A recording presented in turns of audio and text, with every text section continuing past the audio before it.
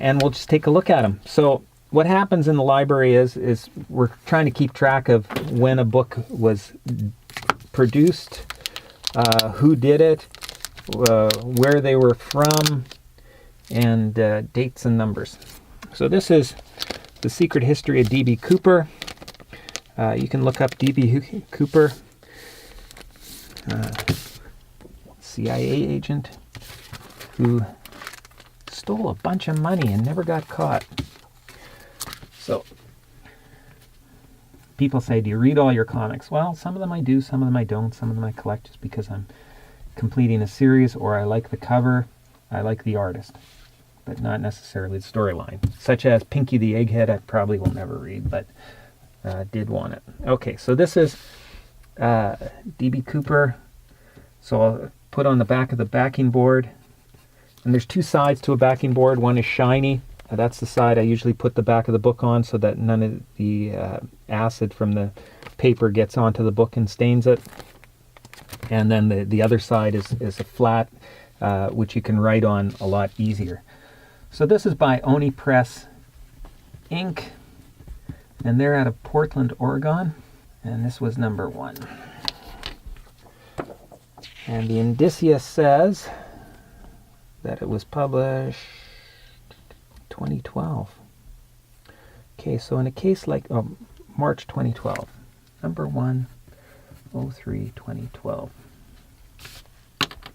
So I put a lot of this information on the back here just as a quick reference later on to add to the database.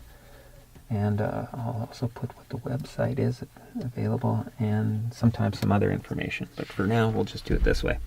So when looking at a book, you want to look for obviously flaws, because the more flaws on a book, the less value. And again, I'm not doing this for value, but it's good to keep up your grading, just like it's good to keep up with an athletic type of program so you have cardiovascular fitness. That's kind of my background, but right now we're talking comic books.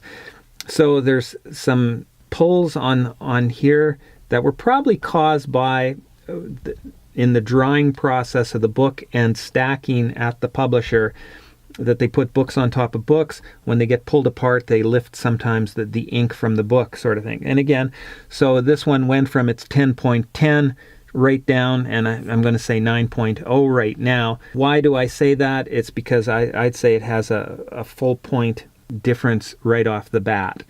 So it went from a mint condition to a very fine near mint, very fine plus. I would say right now it's probably more like an 8.0 because of the damage that's there. It's got a dent in the cover here. Spine itself, there's 1, 2, 3, 4, 5, 6, 7 dents. Any other dents in the cover? So that was 7 on the spine, 1 on the front. Here's another one, so that's 7, 8, 9, 10. There's another one, 11 on the bottom corner, 12 on the corner there. Again, more lifts from the inking sort of thing. The corner got dented, probably when it was out of the bag. So that was 12, 13, 14, 15, 16, 17, 18, 19, 20 dents. Again, in a 10-point system, as I say, I don't know how they use the 10-point system. I don't know if there's 10 points between the 10 points because, as we saw, it went from 10 to 9.9 to 9.8. So grading is subjective. We're talking dents. We're not actually talking creases in the paper because you can't really, you may not be able to pick up those right away, sort of thing. You do have to hold it up to the light to be able to see. In this case, there's very, very small ones here. They're probably only 2 millimeters wide, sort of thing.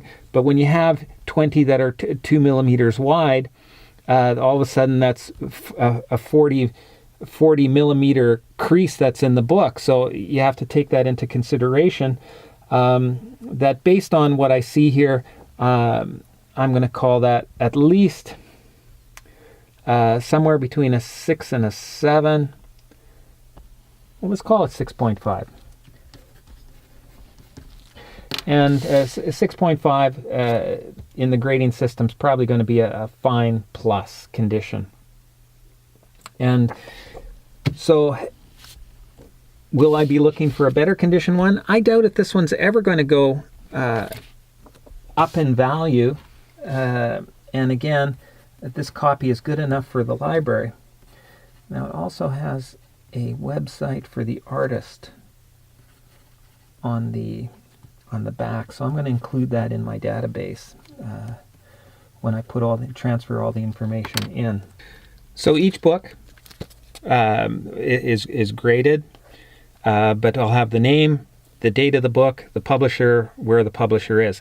The only reason why I do where the publisher is let's say, for example, Image Comics, which is now in Portland, Oregon, originally started out in California and had about 5 different moves over the years. And as a former small business owner in the athletic footwear industry, and having a background in small business development as a study, it was interesting to see and think about the reasons, company growth and whatever, and the reason for moving to different places. So from I guess you'd call it a sociological point of view, the manufacturers as to what they're doing. But points of interest of the book were the artist and the website for the publisher. So if there's other books, if you like this particular publisher, you can go and research that. And all this information gets transferred into the database. Let's take a look at Pinky the Egghead. Now, this was an interesting company that did this particular book. The person who was the publisher for Super Comics bought all the plates, from the companies that had gone under and started reproducing the comics with generally maybe a new cover, maybe use the artwork from the old cover, and didn't pay the royalties to the original artists. But people allowed him to do that. These particular comics were only almost local distributor, because the publisher's in New York. But it was really, really an interesting history. And again, in the database, I'll have a reference to where to find that information online regarding them. This particular publisher published things 1958, 1959, and 1963 and 1964 only, apparently, according to history. He never started at number 1. So there's no month. 1963, and it should be New York, New York. Yep.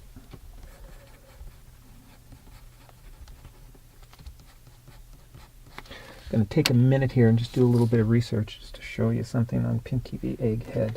This is another reason for why the book comes in handy, so you can see what the original run was as well.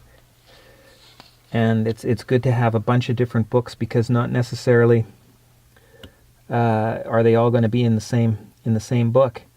So the Super reprint, there was only one that was done, and under Super reprints, the other one was done under the IW. There was number 1, number 2, and number 14. Oh, number 14. Yes. So there was only 3. This was the 3rd issue of the series that was done by IW reprints or Super reprints.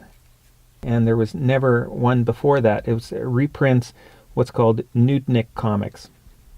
I guess that's it.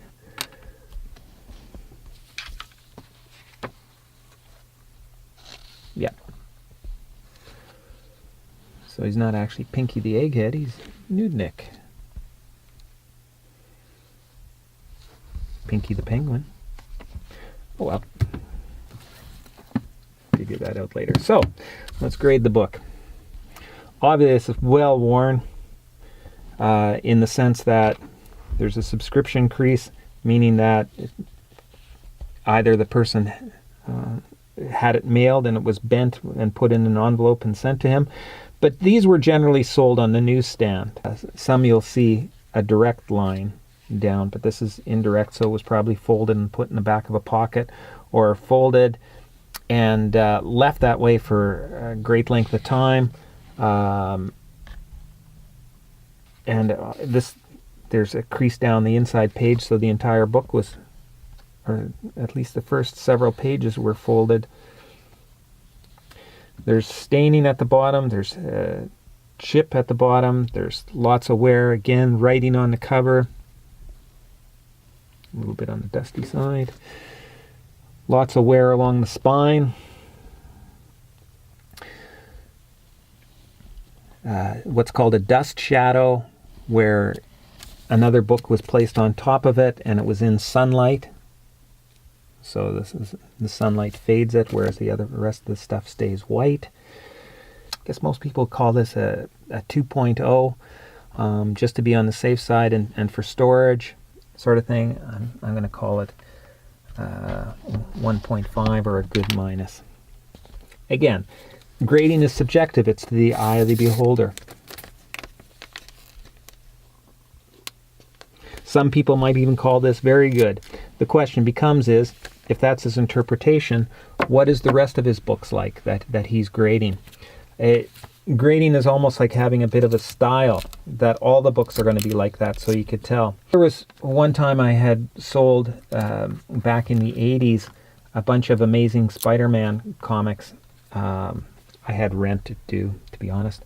And the fella said, he said, how much would you like for those books? And I said, I would like half of guide.